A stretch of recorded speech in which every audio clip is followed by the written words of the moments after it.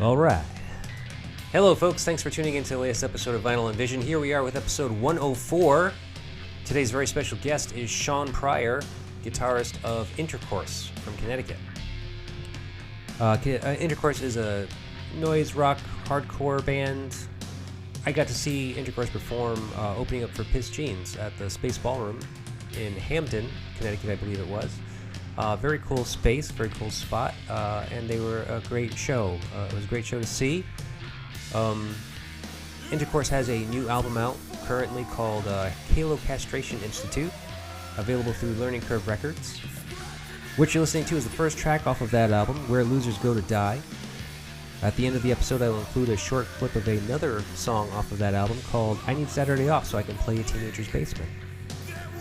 I really loved having Sean on the show today to discuss an album that was important to him, being Slint's Spiderland. Very, very weird, difficult record. I love it. I love that record, actually. I mean, I've been a fan of it as well for a very long time. We do discuss that in the episode, but difficult to talk about. You know, there is certainly more information about that band and that record available currently in 2023, though still not a lot, and still not like really great pertinent information. So I did the best I could. It turned out pretty great still. Sean was very, very kind, very thoughtful in his answers and his decorum. Speaking with me today and sharing a lot about kind of his own personal history and what it's like to be in Intercourse currently. They have a couple of shows coming up, great shows, opening up for some awesome bands. Chat Pile Nerver is coming up. So I will provide links in the show notes to find those tickets, whether it be through their websites or so forth. You can do that, pick up those tickets to those shows. Those actually might sell out, so you might want to get those quickly. And also pick up, links will be provided for their new album, Halo Castration Institute, available on Learning Curve Records.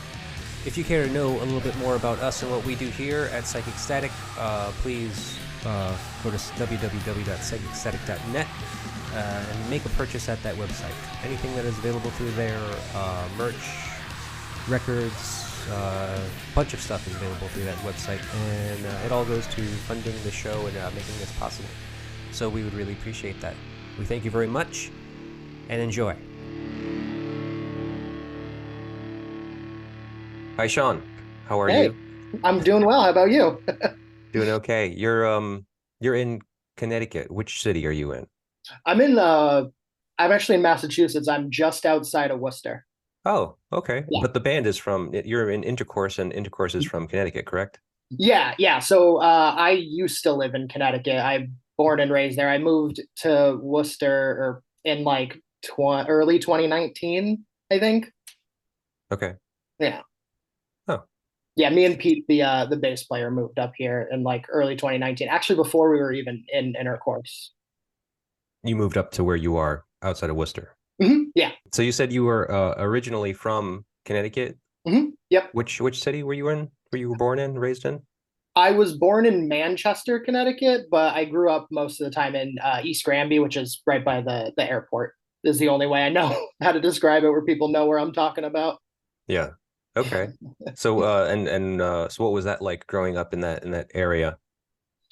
It's a weird place, especially the time I grew up there, because, and I'm sure this is the case with probably a lot of like small suburb bordering on rural almost communities in Connecticut, at least, where like on the surface it looks really like idyllic, classic, like, family homes, kids, white picket fence, whatever.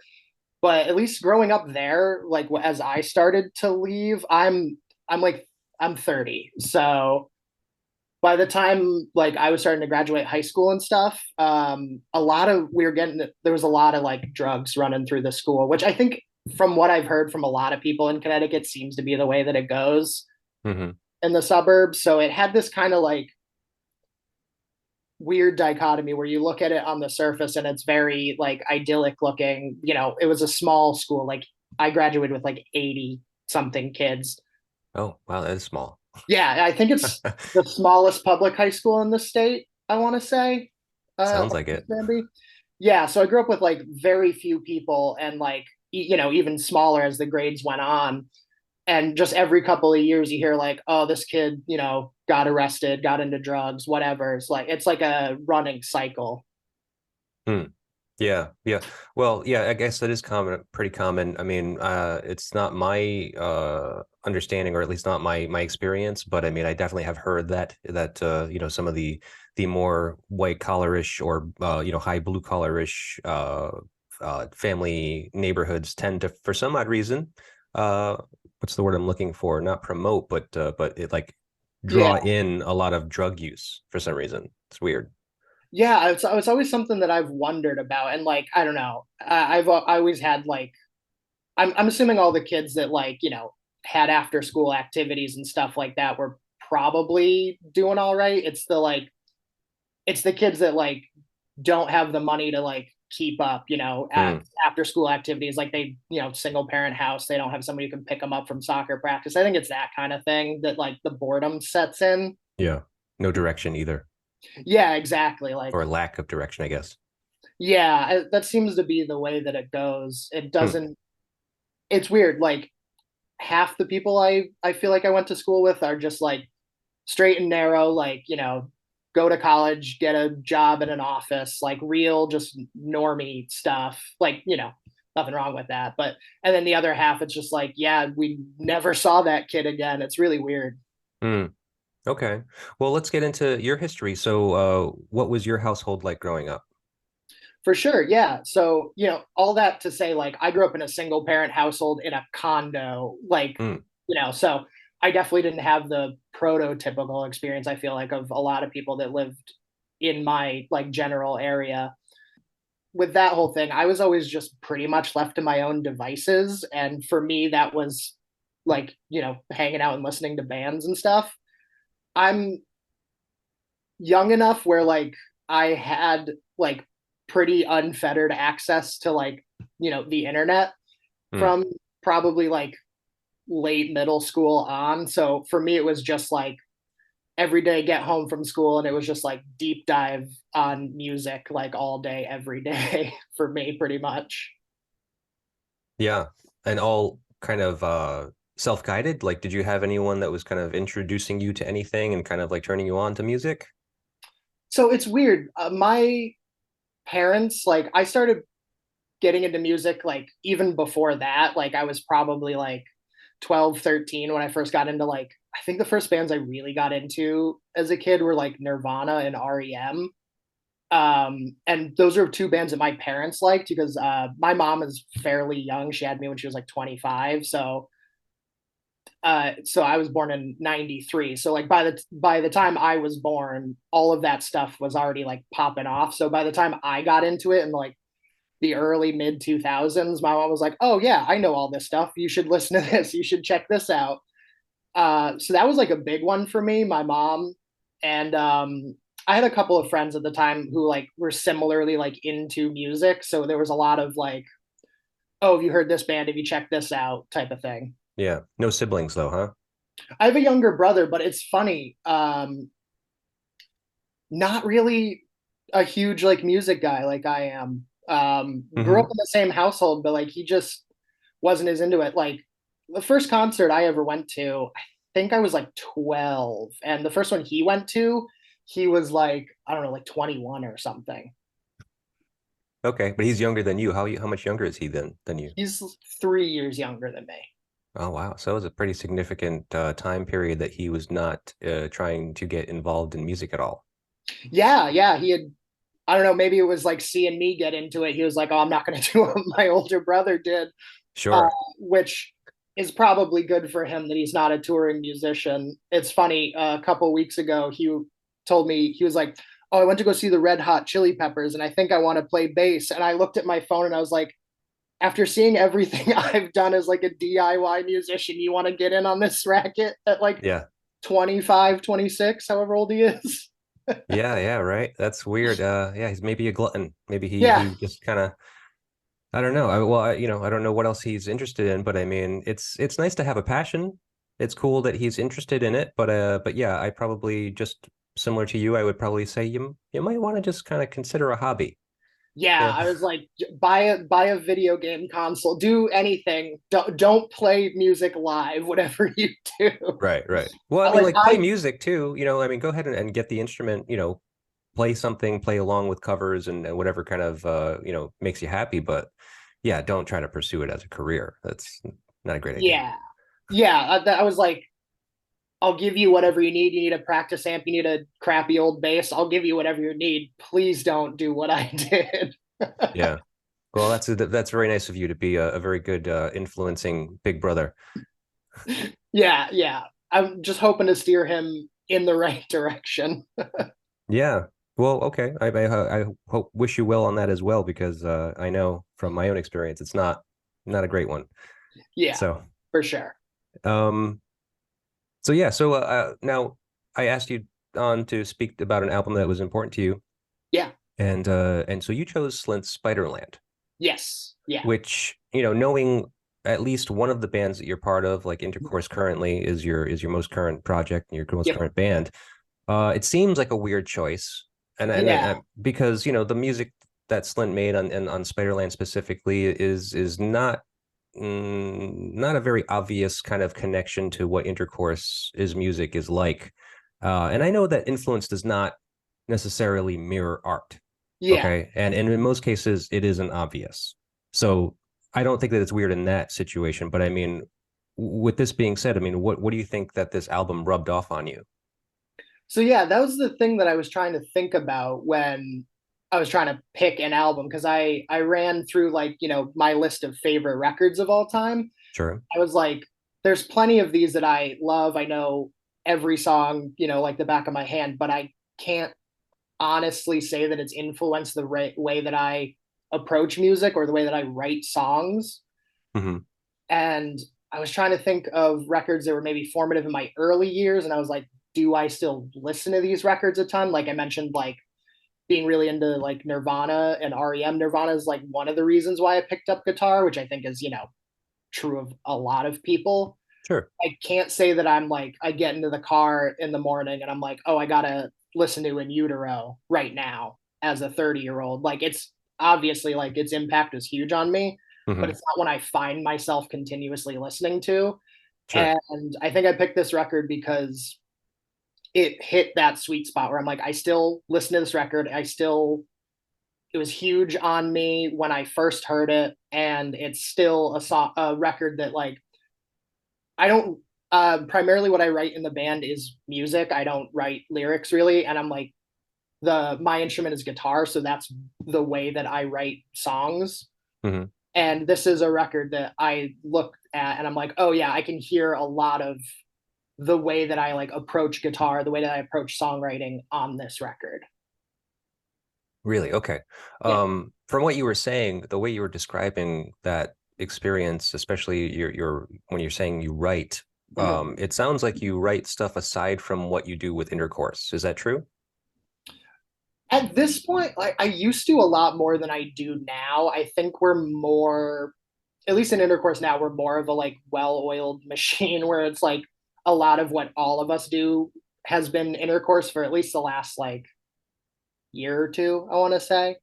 Hmm. Okay. And a lot of my like guitar playing approach is where Spiderland comes in. I feel like,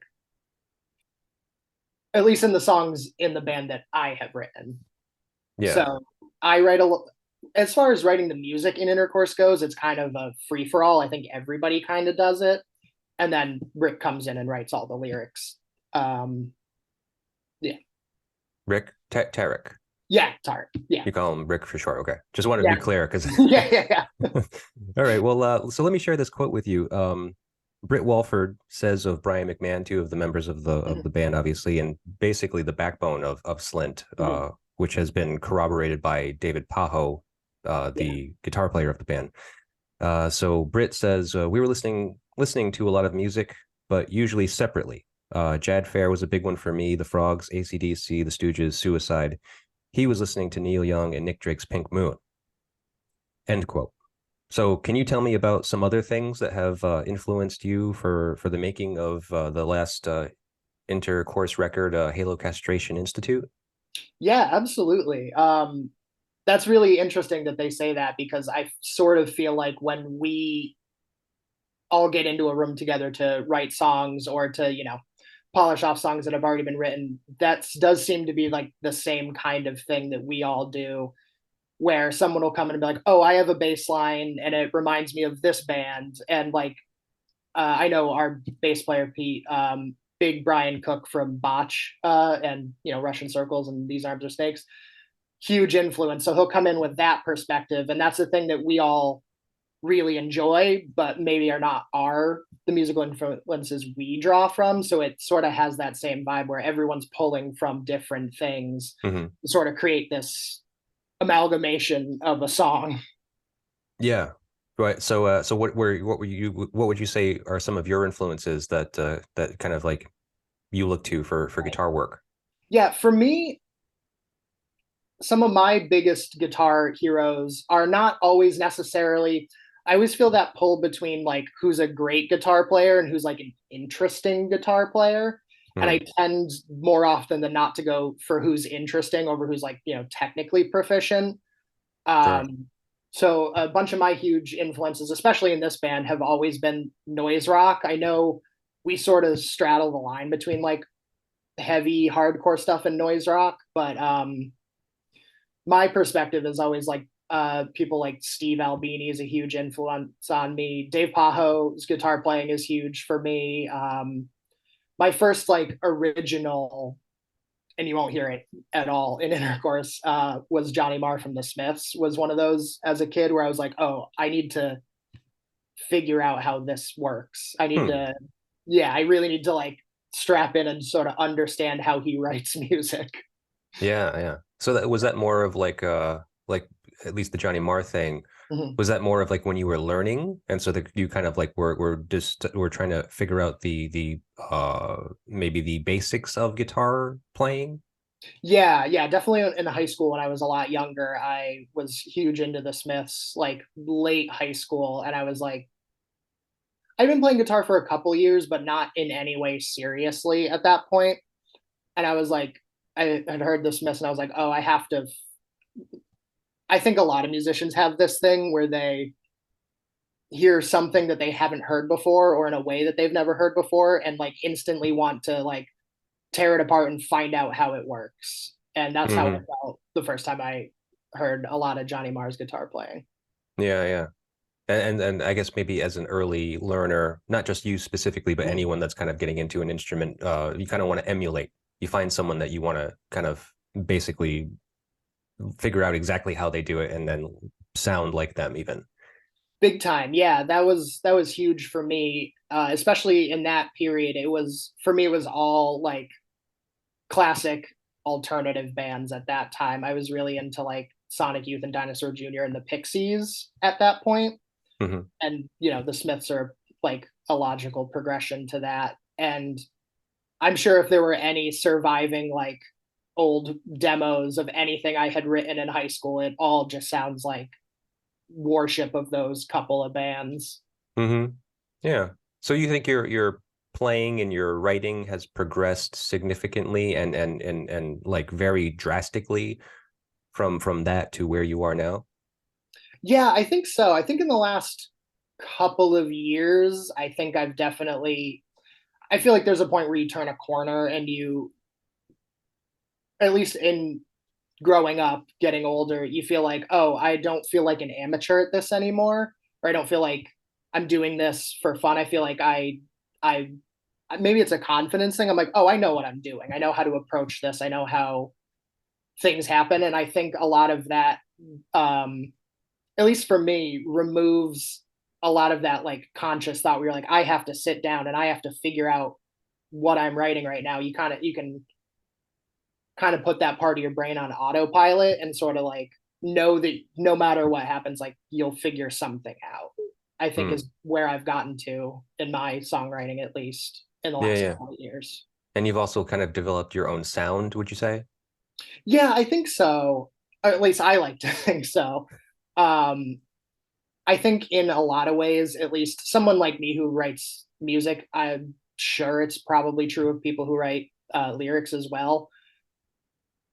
My personal style does kind of feel like an amalgamation of all those influences, but just put through my own lens. Like I can hear things that I do and think, oh, I have an idea of where like this style of guitar playing came from. Hmm. Not necessarily, that it's a copy or a clone or whatever, but just like, oh, I can see, like, even since I picked this, I was re-listening to Spiderland a bunch. And I was like, oh, I can see where a lot of these riffs like dug into my brain, and I can hear the way that some of them are articulated is the way that I tend to like articulate certain parts of music. Yeah, yeah, kind of subconsciously kind of wormed their way out of your fingers. Yeah, exactly. Like, yeah, there's plenty of like songs I'm like, oh, I do that. Hmm. Have you learned any of this music? Because I'm not really big on like learning how to play covers and specifically stuff like this that seems so like kind of jarring. Like it's not Yeah, like I'm not a very skilled guitar player, so the idea of trying to learn something that's not very kind of like basic progressions and basic root chords yeah, just seem completely like foreign to me. Like there's no way I'm going to figure that out. for sure. Yeah, there's a couple of songs on this record that I know that I have definitely learned at one point. I think that's the first song, Breadcrumb Trail. I put it on and I was like, oh, this is one of those riffs that like if I pick up a guitar, anywhere that I am in my own house, like at a guitar store, I'm like, this riff will probably come out at some point. Mhm. I know how to play that riff like the back of my hand. Yeah, that's your stairway to heaven. Yeah, honestly, yeah. It's like that and a couple of other like go-to riffs where I'm like, you could like wake me up at 2 in the morning and I hand me a guitar and I was like, this is probably what's gonna come out, like not thinking. Yeah. Okay. Yeah. That's cool. So now again the album is Slint Spiderland. Now how did you find this record? Like when did you get turned on to this?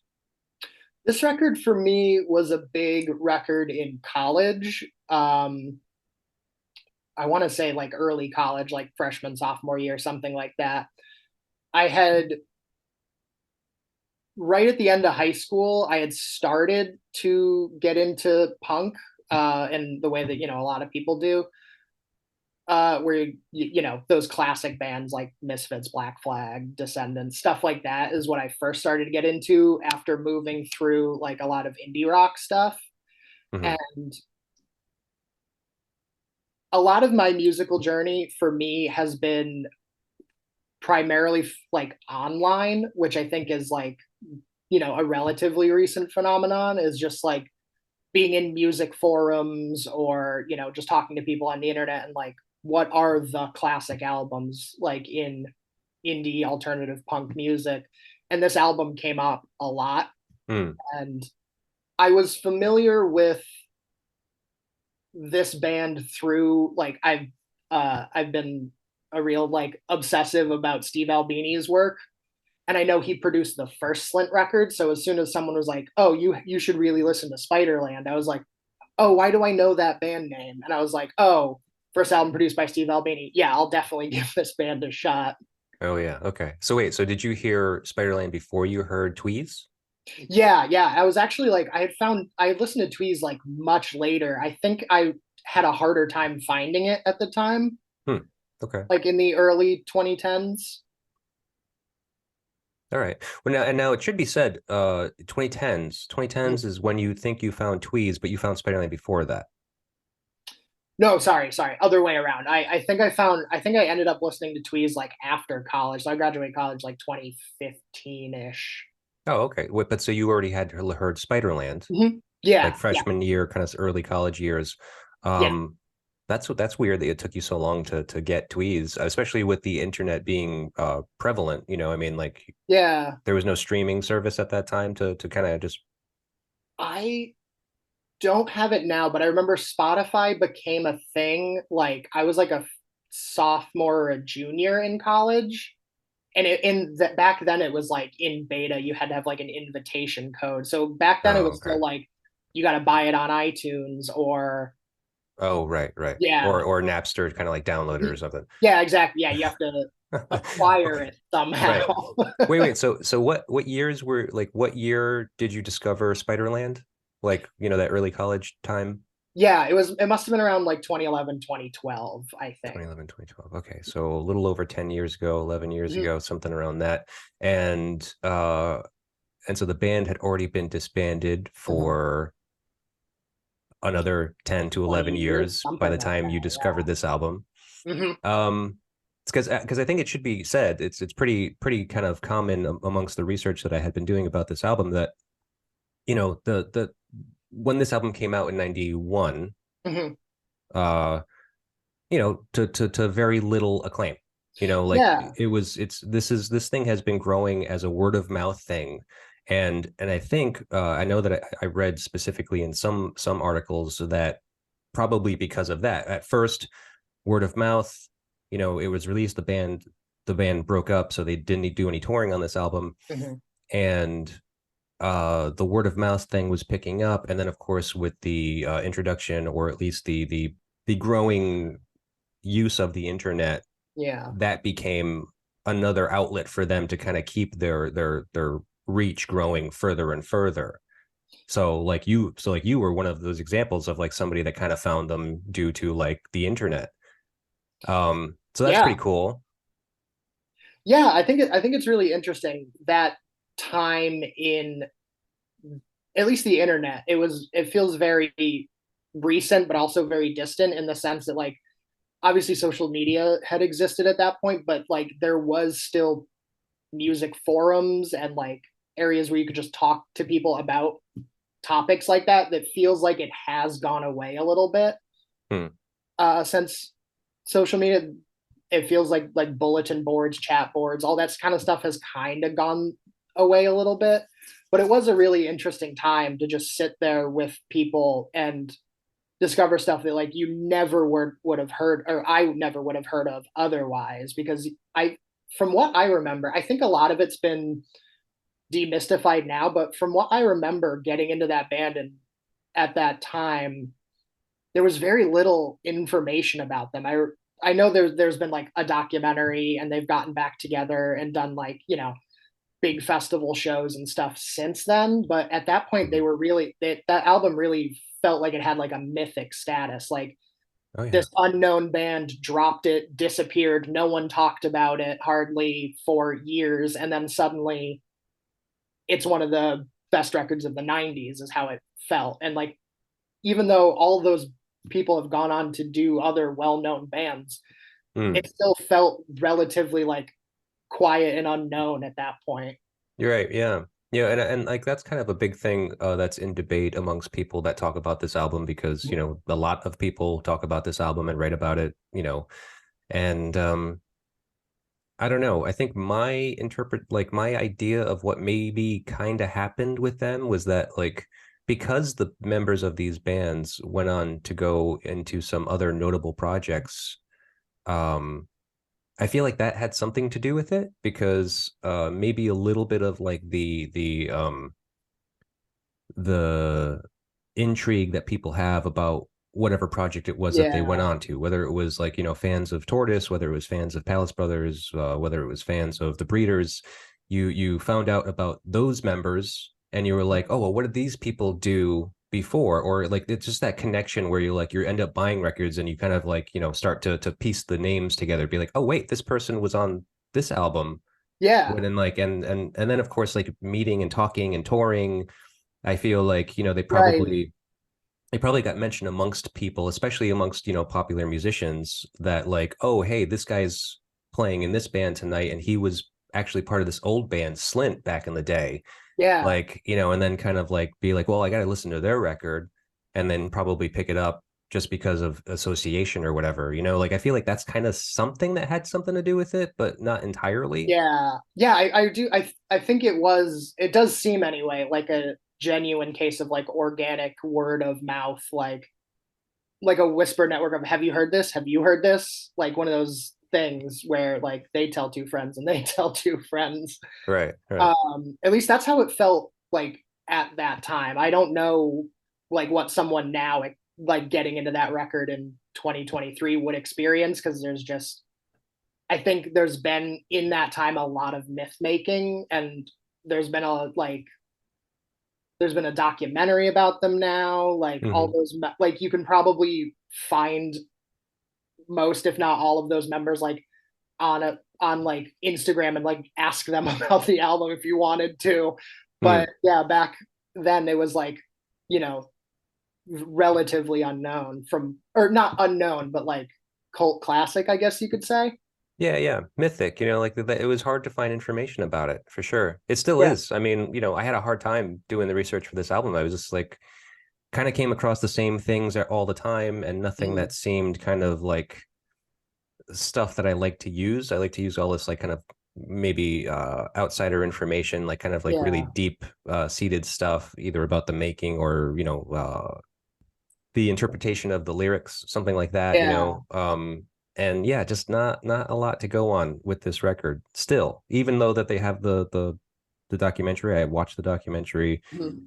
and that was great. But Yeah. so no, like we were saying, speaking of kind of word of mouth and learning about music and stuff, like how did you learn about Intercourse?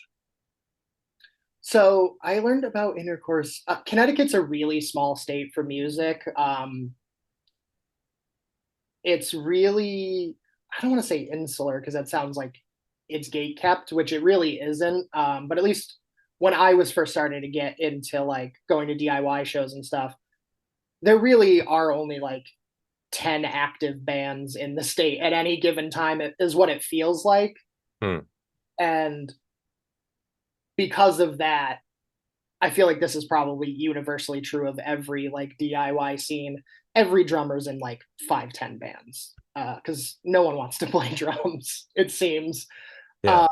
So I learned about Intercourse through Caleb, who is the drummer of Intercourse, who, yeah, played in a bunch of different bands that I've played with over the years. And we've always been like friends. We have similar taste in music, similar interests, stuff like that. And I think that's how I found the band, Hmm. is just through knowing them. I don't think any of my old bands ever actually played a show with them, which is funny to think of now, because it's like Yeah. such a small state. Like, I feel like if you look at like Connecticut DIY band bills, you're like, oh, those three bands are playing together. But I always played with his other bands.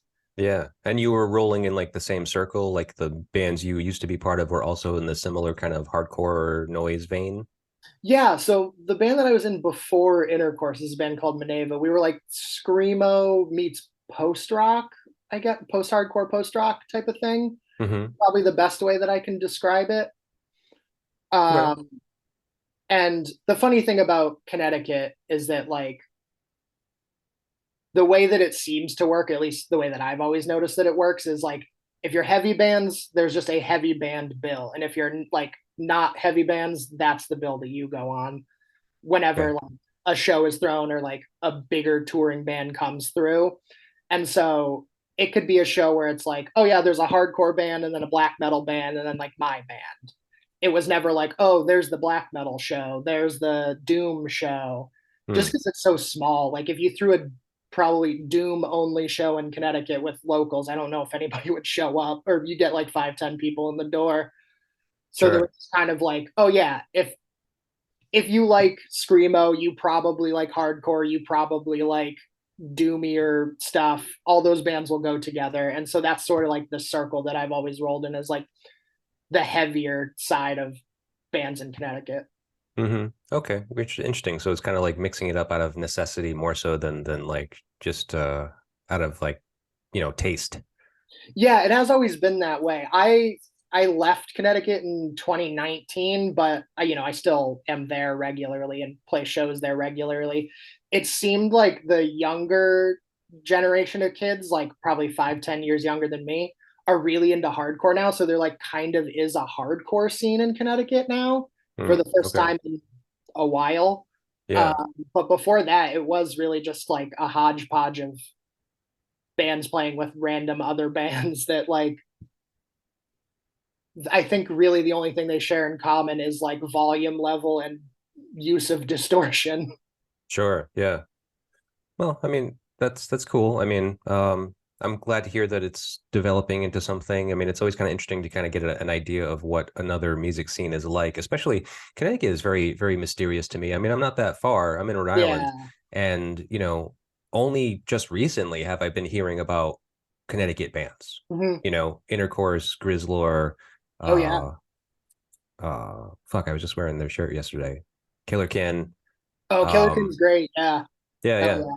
So, I don't know. Maybe there's an uptick in Connecticut. Maybe there's some more eyes coming to it right now. I don't know. I don't know what it is.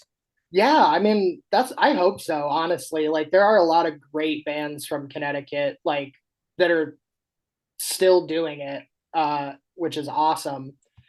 It's just like sort of I think it's that proximity that it has between like New York City and Boston, Hmm. and even Providence, which like has always historically had a lot of like weird bands, like weird interesting bands come out of Providence. Right.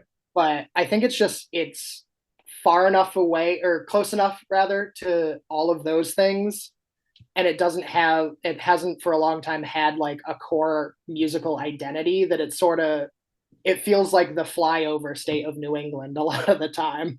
Right, right. Well, I mean, being here in Rhode Island and Providence being the city that bands we usually stop in, Yeah. from what I've learned over these years, not only as a music fan living here and being here, but speaking to people also that have been kind of veterans of this music scene. Yeah. Back in the day when I was still maybe too young to go out to these shows in the early 90s, Mhm. Rhode Island was like the place to be. Like we Yeah. had like one major club that everyone knew across the country, and then people wanted to stop in the living room. Mhm. Um, and every band would stop here. It's just like, and every night of the week, from what some people have told me, it was just like every night of the week there was a show going on and it was packed. Whereas like now, that's not really the case. Yeah, And so I don't know if you feel the same way about Connecticut. Like, I mean, first of all, Connecticut's so much bigger, the state yeah, alone, right? for And sure. so then there's a few other cities to stop in. There's Mhm. New Haven, probably, New Yep. London, probably. And then what other major city in Connecticut do you think might draw? That's the funny thing about Connecticut is that like we do have those major cities. The every show I've ever played, I mean, I've played a bunch of shows in those cities. Most of the DIY spaces tend to be in the small. Like we had a lot of like house shows for like college kids renting a house and throwing shows. So like you would look at the bill and it would be like, oh, Bloomfield, Connecticut. I have no idea where that is or like Mhm. who's living there. And it would just be like some dude's house. Like that's what we got a lot of. Um, Even now, like a lot of the DIY venues in Connecticut have closed in the past couple of years. Even like post COVID, a lot of them have closed in those bigger cities. Um, Hmm. Okay. they're bigger relative to Connecticut, I should say.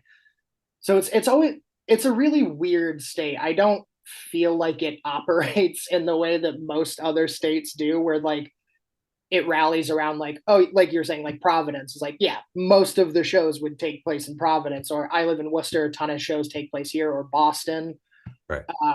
or outside of Boston, Cambridge, Somerville, whatever. Hmm. Connecticut was never really like that. Like I've played shows in like Hamden, Connecticut, which is a glorified suburb, a couple in New Haven, weird places like that.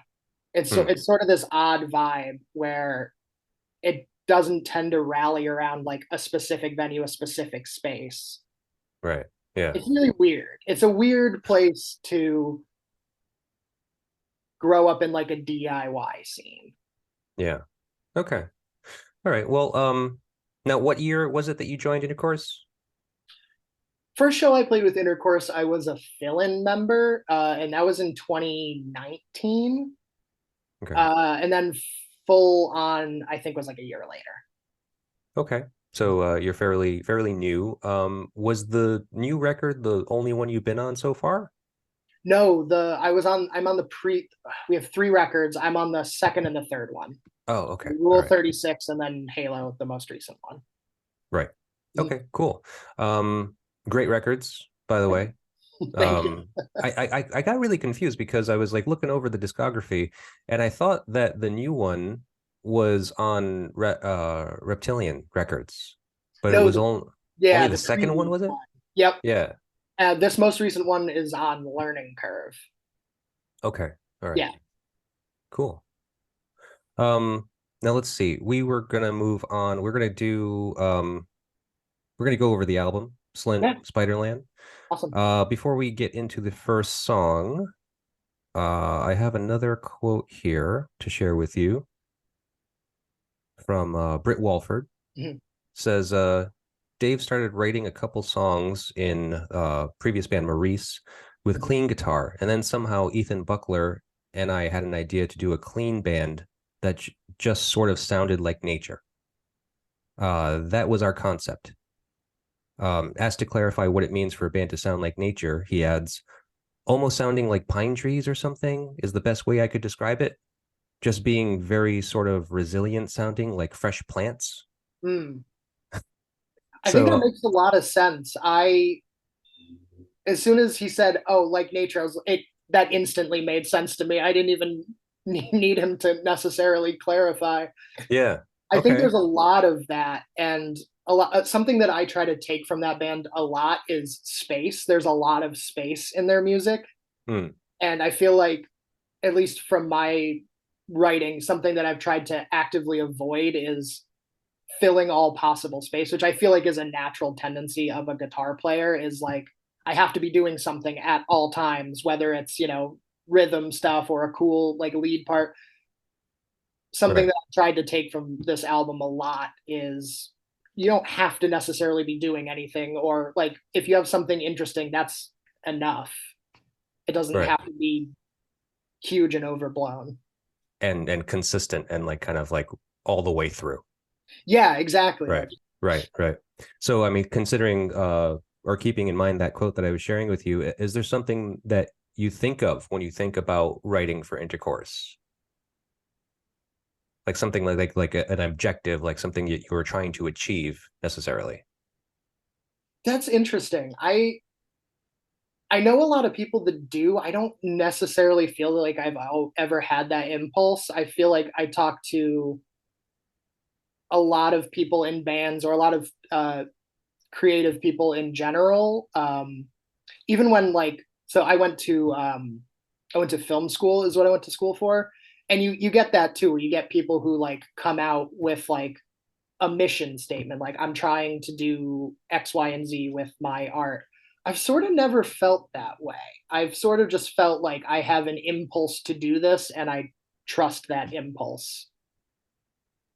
It's never Hmm. been for me like I need to show people that I can do something, or that I have like a mission statement. It's always just been for me, at least writing is like a thing that I enjoy. It feels like a puzzle sometimes, where I'm like, I come up with something, and then it's sort of, how do I put this puzzle together? How do I make these random pieces of like riffs that I wrote work together? Hmm. And in that way, I feel like I've always been more of like enjoying the process, rather than like, here's my final piece, here's my, mission statement, I guess. Hmm. Okay. All right. Well, let's start getting into this album, I guess. Yeah. So Spiderland, only 6 songs on it. One Yes. being an instrumental, so it actually leads very little for me to kind of like embellish on, which is good, which is just fine. Yeah. That's Because it was, actually something like that I do really love about this record, is it doesn't wear out its welcome, hmm, yeah. which is something that I think is really important. That I mean, I don't want to speak for other people, but I don't know if everybody necessarily considers, is like 6 songs, like what, 40, 45 minutes, and then it's done. Just under like 39. Yeah, right. Yeah, when I'm like, that's perfect. Like every intercourse record is like that, where it's like a handful of songs, almost never more than 10 ish, and then it's done in like 35 minutes. Hmm. that's sort of like been a musical philosophy, I guess you could say, or like a guidepost for me is like, don't wear out your welcome. If everything's good, it doesn't need to be an hour and a half, two LPs, that type of thing. Sure, yeah. I mean, it all depends, I suppose. Yeah. I mean, I think for for what this album is, I mean, it was incredibly planned out from what I Mhm. learned, that these guys really rehearsed this music and kind of like went into a weekend session Yeah. and were completely prepared, except for like maybe one exception. And I think we'll get into that when I kind of get into every song individually. But let's start with the first song, Breadcrumb Trail. Yeah. Now, so this is an interesting story about a boy or a man. It's not really clear which is which, but who goes into a carnival, Mhm. finds a fortune teller that it seems that he may be smitten with, and invites her to a roller coaster ride instead of having his fortune read. Yeah. Yep. So, I know even more interesting about this song than the kind of actual lyrical Mhm. depiction of this story is the structure of the song and how it ebbs and flows with the storyline. Have Yeah. you've noticed this? Yeah, that's something that I like I was saying before, I don't write lyrics, but I do love the lyrics on this record just because they're so odd. Uh, Hmm. I think there's like a little bit on some of the songs about, really classic songwriting topics like, relationships and love and stuff like that. But for the most part, a lot of it is really weird stuff like this, like a song about a fortune teller and a carnival. And it does sort of, I've always gotten the vibe, and I don't know if this is true, that it has always felt to me like those songs were written first and then the lyrics sort of maybe follow them. The Is song, the music. yeah, the Yeah, lyrics tend to follow the music's how it's always seemed to me. I And think you're right about that. yeah, it's always felt like locked in that interesting way where if they had where I would imagine if they had been lyrics that were imposed on a song, it would feel more like it would completely change the vibe of the song, I think. Yeah, you're probably right. I mean, I definitely did. I can't remember exactly where it was, but I did remember reading in the research that the lyrics were basically the last thing that they did.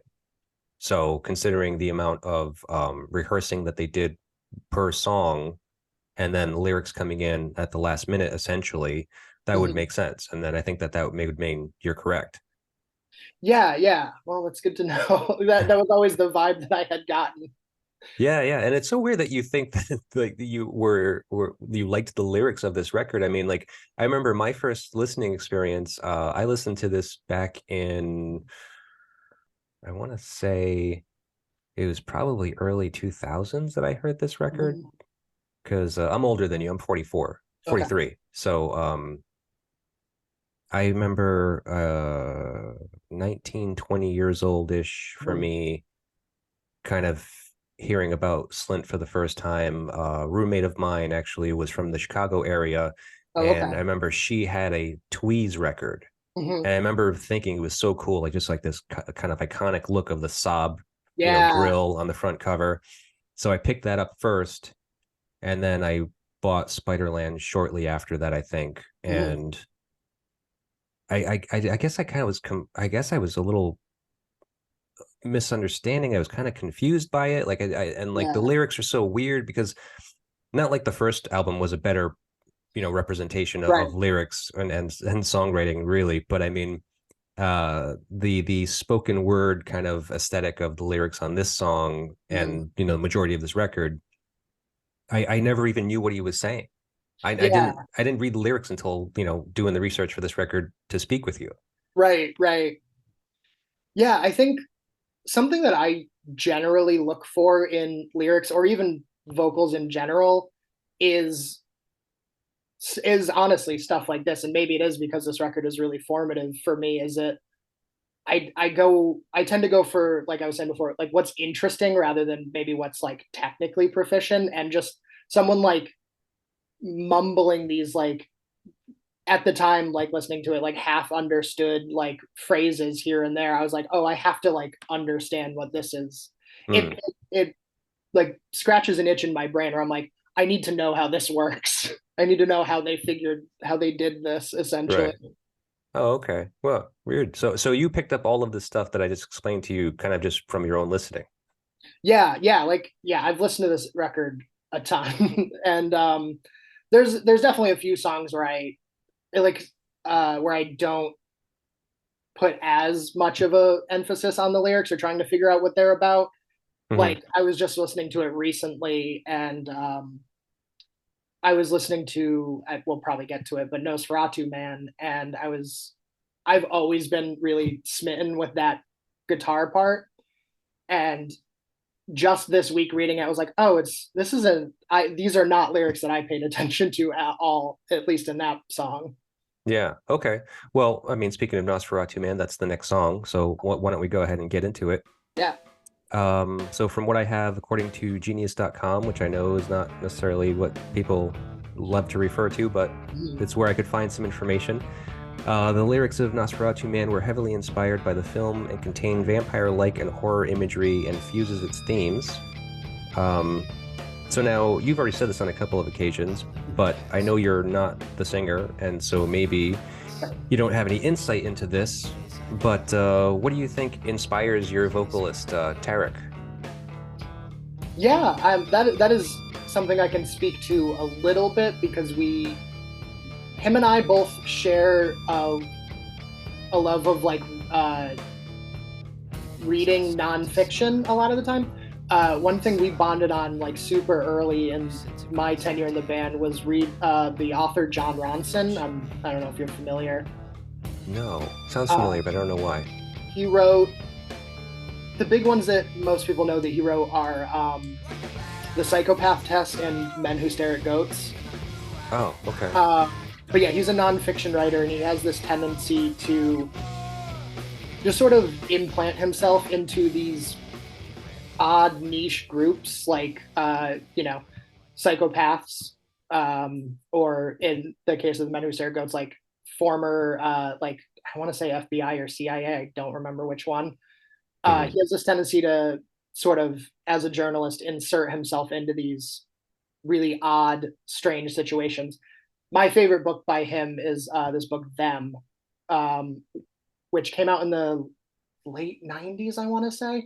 But it's him um, putting himself into the world of like political and religious extremists. And so he goes and hangs out with like um, some like far right wing separatists, and he puts himself into a situation where he's hanging out with some Islamic extremists, and then there's like some other like political extremists, and obviously does not share positions with these people.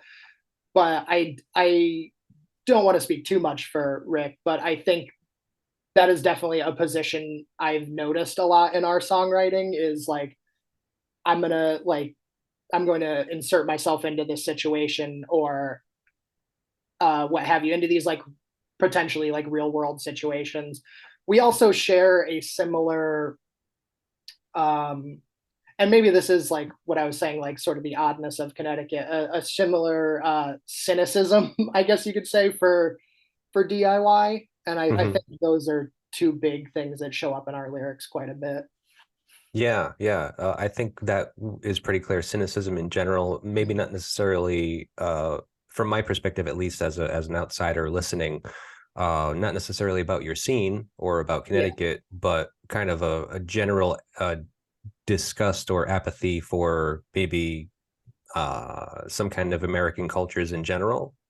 Yeah, I think that's well observed. I think a lot of our sort of lyrical themes that end up repeating are do have this kind of like I want to in that similar way to those books. I want to say there's sort of like an outsider's looking in perspective of a lot of these weird cultural phenomenons, or we have a couple of songs that are from the perspective of some, or maybe not from the perspective, but sort of tackle these like weird outsider characters, I guess you could say. Hmm.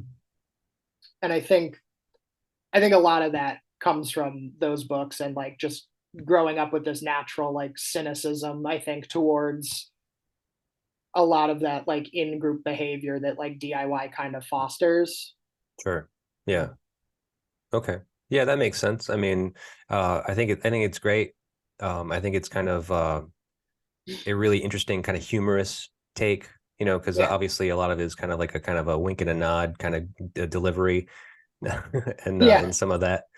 Yeah, And that's then it's obviously also just kind of compelling because it's like really heavy, mm, abrasive music, and it's like if you're into that type of loud rock music, which I am, it's it's compelling in that regard. yeah, yeah, that's sort of always been the thing that we don't want to be jokey, but we definitely don't want like things to be taken too seriously. Sure. Uh, I that's sort of it's funny. We joke like all of us have been in other bands. All of us have had, you know, being in a band in a lot of ways is like proximity to people. Like, oh, I know this person, so let's see. They have a bass, um, and so I feel like there's a lot of ego clash in that a lot of the time. And we do joke that like we're as four like individuals in this band very on the same wavelength, which is nice. It's not something we have always experienced in other bands. And I think a Mm. lot of it contribute like a lot of that perspective is why that's the case. We all happen to share that perspective. Mm-hmm. Cool. All right. Well, that's why you guys are in a band together. It's great. All right. Well, let's move on to the next song, Don Aman or a Okay. man. I don't know how people pronounce that necessarily. I've always done it like it rhymes. Don Don. Aman. Yeah. Okay. So I think this is one of those examples that I was telling you about earlier. Dave Pajo learned this song right before recording. So I mean, Britt and Brian had it Hmm. right. I mean, I guess Britt was the writer of the song, so he had it, but Pajo's involvement in it kind of came at the very last minute Hmm. during the recording session. That that makes a lot of sense actually. I feel like you can kind of hear that. And that's something that I really like in songwriting or music in general. I sort of like the feeling that like something is shaky or could fall apart at any minute. Mm-hmm.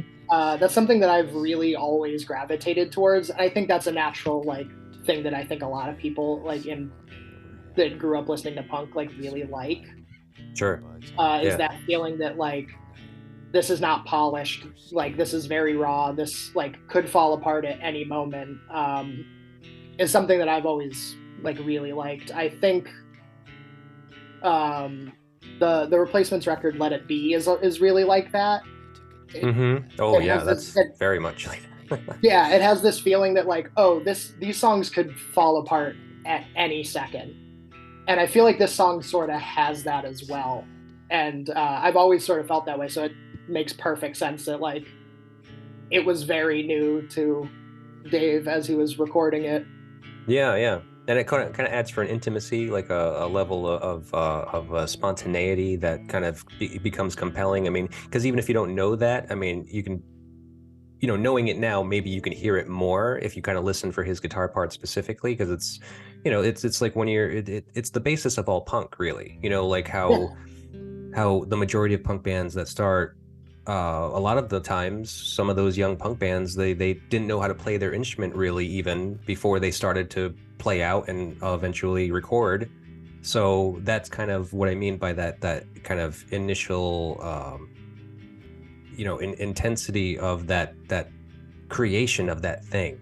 There's a sincerity to that spontaneity yeah, because it's not informed, it's not learned. yeah. There, that's interesting. There really is a sense on this. I think this record as a whole, but like this song in particular, there is that sense of like, oh yeah, these are like, what are they like 17, 18, 19 years old on this record? Early 20s, I Early think. 20s. Okay. Yeah, there definitely is that sense of like raw, like being very young for recording a record like this. There is that like sincerity that I feel like definitely comes from that time in your life of playing music. Right. But there's also this thing about this band and this album specifically, because I mean, Mhm. oddly enough, for being young 20 somethings when they're recording Yeah. this album, I mean, they've all kind of had a lengthy career. They've been in the music, like they've been making music for like a decade already. Hmm. like in other bands. Like they've been playing since they were 11. That's It's crazy. yeah, it's ridiculous. It's so insane. But obviously they they kind of graduated onto creating this thing that's so much more interesting and kind Mhm. of involved than their early recordings with like Squirrel Bait and Maurice and whoever.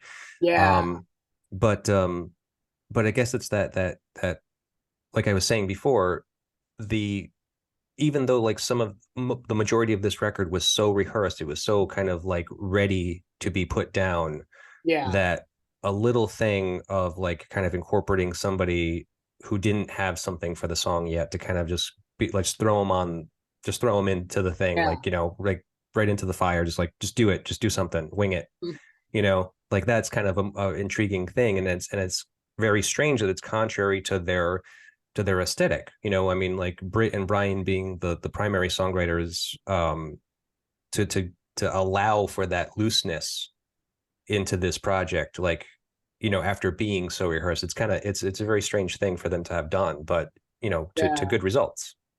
No, yeah, absolutely. That's really interesting. I had never thought of it like that. I'd always felt like this song was the like it it did have this like shakiness to it that I always really appreciated. But that's really interesting that because I didn't know how rehearsed they were for this record. I think you can kind of feel it because there is like I think a rigidity to a lot of this record, Mm-hmm. that does feel like people who have rehearsed these songs a million times.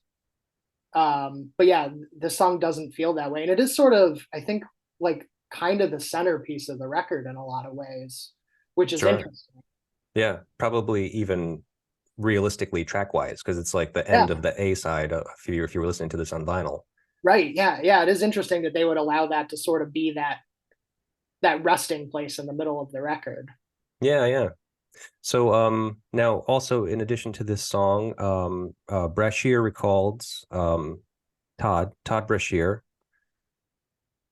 recalls that this song Dawn was the most time consuming of the songs that they laid down that weekend. Took 4 days to record this record, by the way.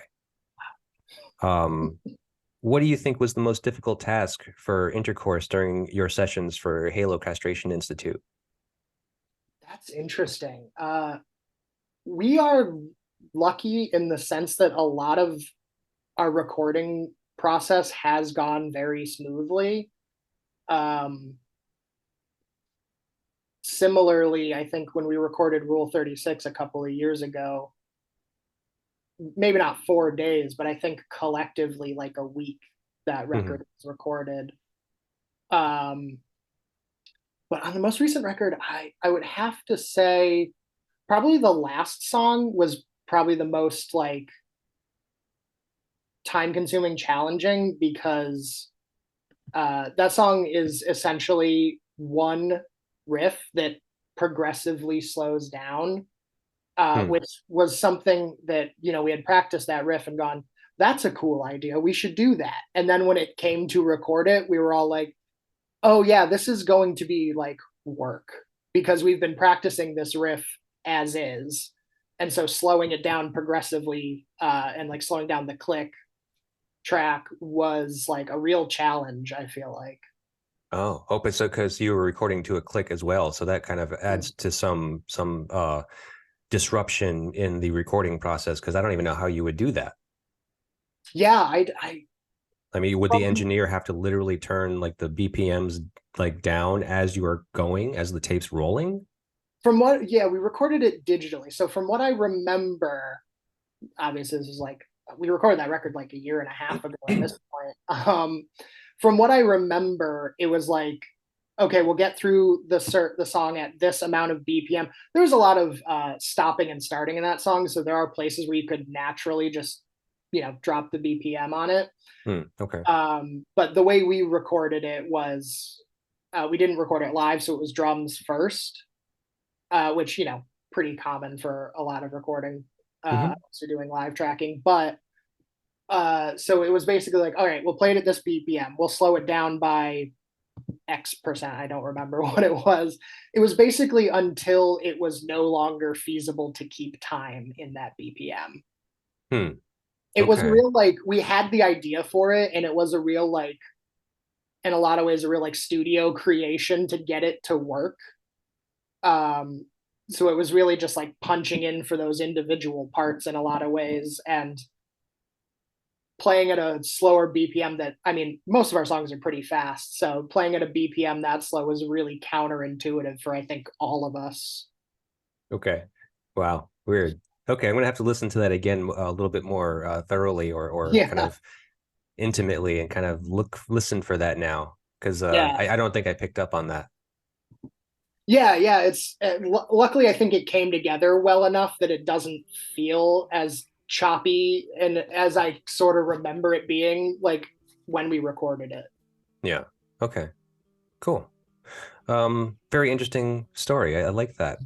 Let's move on to the next song, Washer. Hmm. All right, so I have a long thing here, so bear with me, okay? That's good. I think this Um, is the song that I had the least information for, probably. oh, okay. I don't think I did either, really. But let's see what I got.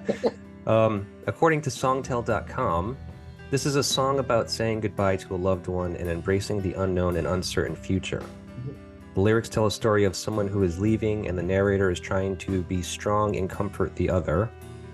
The narrator believes that one must wash oneself in their tears, trusting that faith and hope can build something new.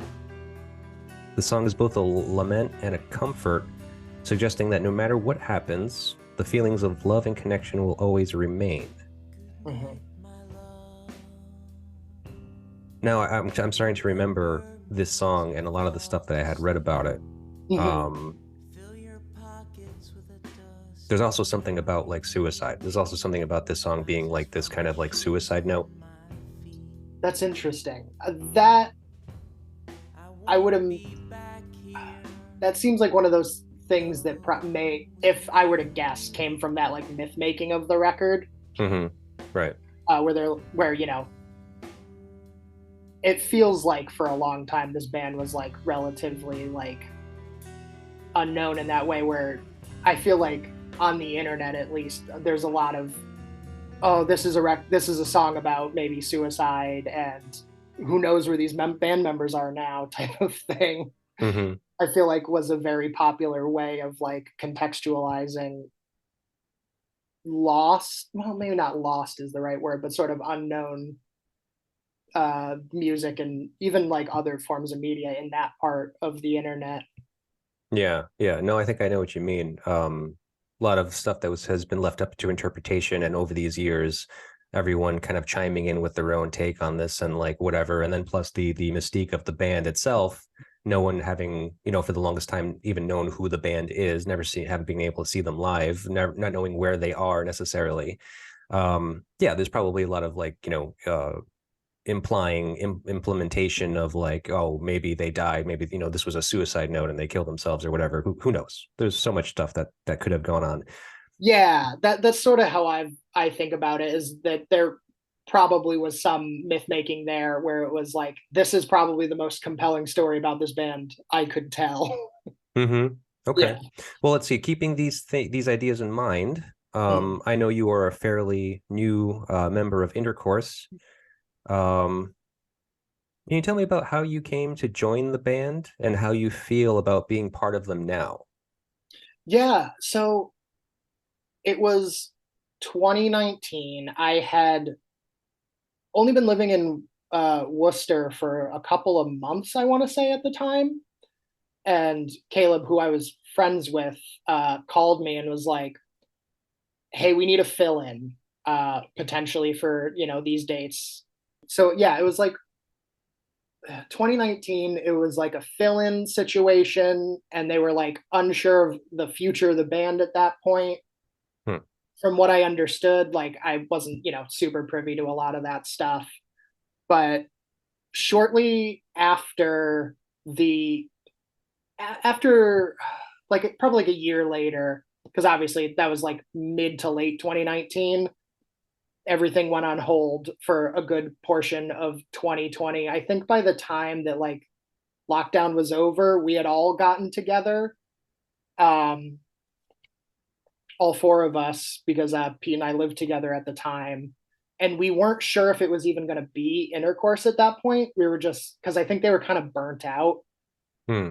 which I think was partially why they were like, asking me if I would do it, and I was on board. And then we just came to a point where we're like, no, it would be silly to throw away that name at this point. Right. Like change the name, but some of the members are the same. And so we just decided like this is like somewhere in 2020, I think, maybe early 2021. It should just be Intercourse. Mm-hmm.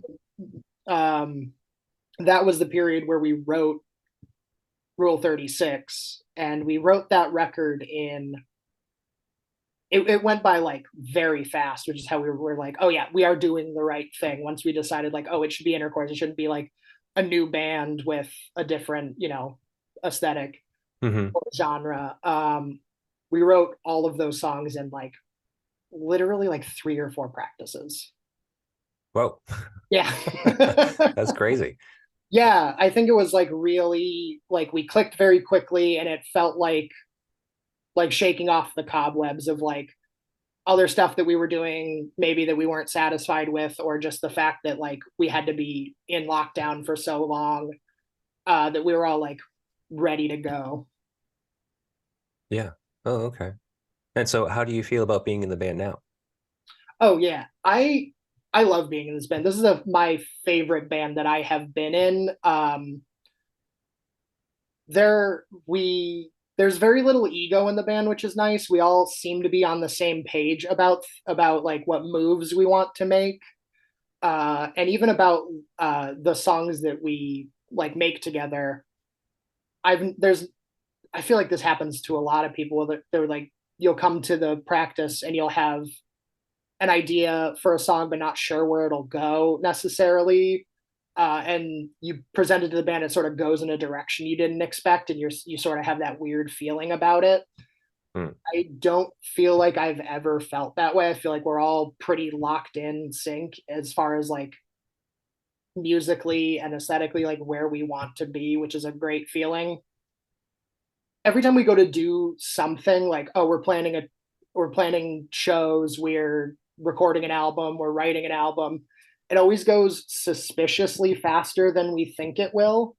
And I think it's because this probably leads to that cynicism. All of us have this like, oh, I know what this is going to be like from formative experiences of like playing with other people or writing with other people. You're like, oh, this is going to be like pulling teeth. And it never is for us. But we always have that feeling that it might be just from past experience. It's, Right. it's really funny that we're like, this went well, like almost too well. Yeah.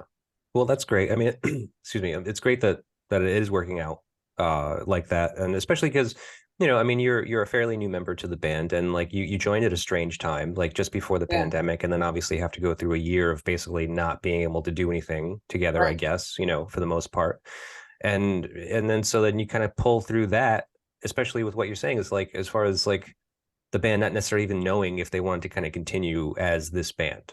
Yeah. It's like you were coming in at a very strange and kind of disjointed moment, and now you've kind of pulled through that and to be this kind of like unified band, which is just great. So cool.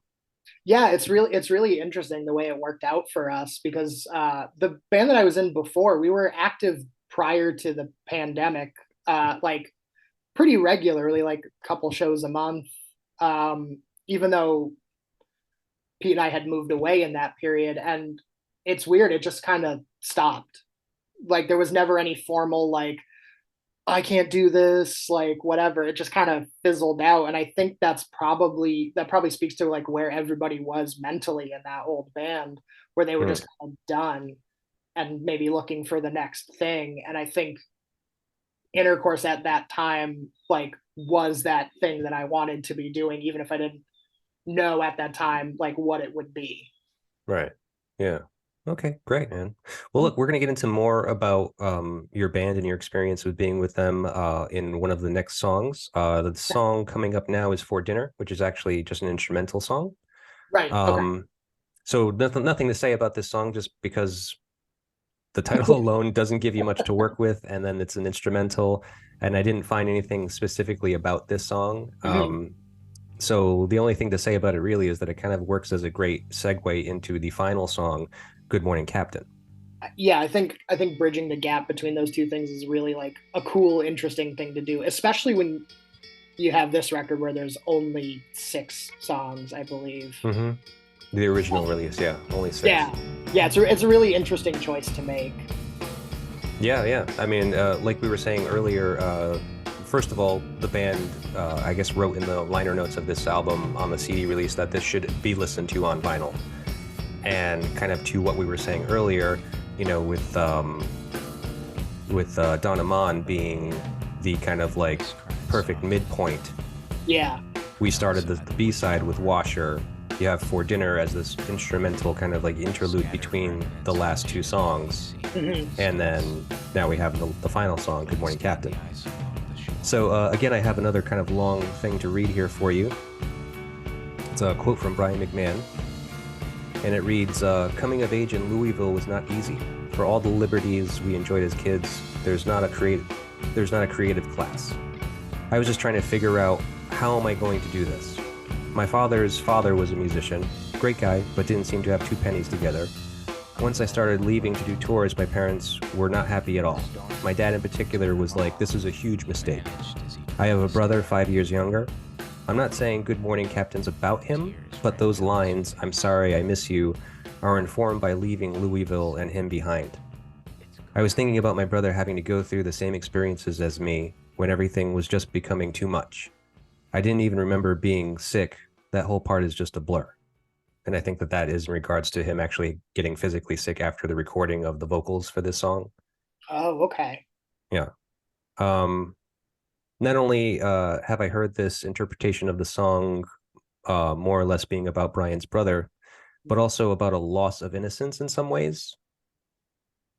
I think that makes a lot of sense. I think there is that feeling on this song that it does, to me, has always felt like a melancholy that's like very emblematic of that period of life where everything is changing. You have no idea who you are in relation to the world, Hmm. and who you are really, like, I think in relation to like your family, what everything that you have known previously. It does really feel that way on that Yeah. song. Yeah. I mean, and then kind of like just speaking to the last part that I was saying about how it kind of feels like a loss of innocence in a way. I mean, it's kind of I mean, these were young guys at the Yeah, time, so they're kind of coming to grips with their own kind of like you know, coming of age thing and trying to kind of understand their place in the world, I guess. Um, Also like a popular trend in today's parlance is FOMO, right? Fear of missing hmm, out. yeah, So like he's saying about his brother, he was kind of afraid of like being in a band and being on tour, missing out on his brother's you know, growing up and development and not being there for him. So he's having a fear of missing out, and in a way, if you're speaking to his if it's true that he what he's saying about the kind of, it's kind of coming from um this inspiration of not being there for his brother. right. Um That makes a lot so of sense. yeah, so fear of missing out. I mean, is this a fear of yours being in a band? Or Hmm. like, is there anything that you fear about being in a band? Yeah, it's funny. I think a lot of musicians have that natural inkling of fear of missing out, especially as the longer that you're a musician and the more that you see like people in your peer group doing things that maybe you wish you were doing, like, oh, they're going on tour all summer, I wish I was doing that, or oh, they got this show with this bigger band, I wish I was doing that. That's something that I've always kind of felt, and I think always tried to fight against. Mm-hmm. I definitely have that fear of missing out in a lot of ways, but I try to rationalize like that I have, that our band has its own path, it's doing its own thing.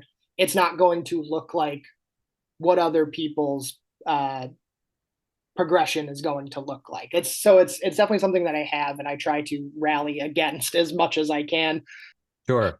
No, I mean, I understand that kind of like this this idea of like are you living up to your fullest potential, especially when you see other people that are, doing essentially the same thing, being in Yeah. bands and so forth. But I mean, I don't know if Intercourse has ever gone on a major like national tour or something like that, like, have like a string of dates, like, 20 plus dates or more. But, being on the road for a long time would makes me think, and from my own previous experience, Yeah. you sometimes think about how, what are you missing at home? Like, am I missing out on, like, my family's birthday parties and, like, Right. nieces and nephews, and like what's happening at home that I'm missing, and does that affect you when you're out there on the road? Yeah, that's really interesting. We, at least in my tenure in the band, we haven't done anything as long as like a 20-day type of thing. We usually, since we all work and Rick has a young kid, we're usually like a week or so here and there is usually what we can swing between work and Mm-hmm. you know Obligations. yeah, yeah, exactly. Yeah. But I'm sure for Rick having a young kid, that is absolutely the case of what's not happening when I'm there. I'm lucky in the sense that I have a relatively small family, so it's very easy to keep up to date with everybody. Um, I've never I have missed a few family obligations because of shows and touring and stuff. But it's never been something like catastrophic that I didn't feel like we could recoup in a little while. Right. Right. Okay, so you haven't experienced that yet, which is good. I mean, good for you. Yeah. Because, it obviously does suck. I mean, like, maybe when you guys reach that point where, maybe things work out where you're going to be on these extended tours or so forth, or maybe going across the pond to Europe to do some touring, which is a complete possibility, obviously. Yeah. Um, you might have if not you specifically, I mean, maybe Mhm. even Tarek or anyone else in the band will have these moments of just kind of feeling like it puts that strain on the romance that is, hey, I get to be in this great band, and we're doing it, and we're going on tour and playing these great shows. So Right. it's just one of those things. I mean, it's something, like I said, that luckily you haven't had to experience, but it might come at some point. Yeah, yeah, it's one of those things that I'm sure like will be inevitable at some point. I think the most that I've personally experienced was, excuse me, uh the last time that we were on tour, we went all the way down to Atlanta, and over the course of that tour that we did was my 30th birthday, and which was kind of nice because I'm not a big birthday celebrator, so it was kind of nice to have an excuse to not. Have to acknowledge it. Yeah, exactly. Exactly. I just like could shoot people a couple of thank you texts instead of having to be on the phone or do the whole like cake and presents thing. Sure. Yeah. Yeah. Yeah. So sometimes it works out in your favor. Yeah. Yeah, that's generally the perspective I try to take on things like that, is that there may be things that I have to miss out on, like even if it's not something significant like, birthdays, holidays, it could be just, time spent. The thing that I always try to put into context is like, while I may be missing those things, this is an opportunity that I may not get 10 years down the line, and I should take it while I can. Absolutely. That's true. 100%. Well, so speaking of touring, I would say that we're done with this album, discussing this album, but you do have a tour coming up, right? Yeah, we have a couple of tours coming up. We have 3 dates with Chat Pile coming up next month. Yeah, sweet. Yeah, we're very, very excited for those. Those are, I think, the biggest venues we've played as a band so far. Right. Cool. Yeah, which is going to be very exciting. Yeah. Yeah, Chat Pile is the shit right now. Yeah, yeah. Which I think is great. I mean, that record is so good. All those EPs are incredible as well. It's really great that it's like resonating with people in a way that I in a way that I feel like it should. I think a lot of I felt this way, like, why don't more people know about this band? Why don't more people like this band? And I feel really excited that they are getting that acknowledgement that I feel like they should get. Mm-hmm. Yeah, for Yeah. sure. And then and then October we have a couple of dates coming up with Great Falls out of Seattle. Oh, cool. Yeah, those just got announced like last week, I think. All right, great. And that's going to be in the area? Where are those going to be? So the chat pile ones are Philadelphia, Baltimore, and Boston, and then the other ones are oh geez, Massachusetts, Rhode Island, New York, and New Jersey. Oh, cool. Yeah. Oh, I'll see you on Rhode Island then. Yeah. I think we're playing Pawtucket. Okay, I'll look for the venue. I'm not sure where it is right now, but I mean, if it's in Pawtucket, I know where it is. It's got to be Yeah, in one of two places. exactly. Yeah, right. Exactly. Yeah. Cool, man. Well, that's great. I'm looking forward to that then. I hope to see you there. And Yeah, for sure. the new record, can you tell me about the new record, where it's at now, where to get it and all that stuff? Yeah, sure. The record is out on Learning Curve Records. You can find it on Learning Curve Records Bandcamp. I think it's on ours as well. I think we still have some vinyl copies of it left. I don't think we have a lot, but I think we have some. But regardless of that, you can find it Halo Castration Unit, Halo Castration Institute. My bad. You can find it any streaming service. I think it's available on. Sure, but we want people to buy it. I mean, Yeah, listen to it, fine. But I mean, we want people to pick up the vinyl and the cassette tapes even. You got, right? Yeah, I think we might still have some of those left. There were not a ton of them. Those were through Red Scroll Records out of Connecticut. Okay, cool. I think we might have some of those left too. All right. Well, either way, we hope people show up at the shows and see you guys perform live with Chat Pile or Great Falls, and and pick up some merch. We always encourage that. Yeah, no, please do. Great, man. Hey, well, Sean, it's been a pleasure getting to know you better, man. Yeah, you as well, man. This was awesome.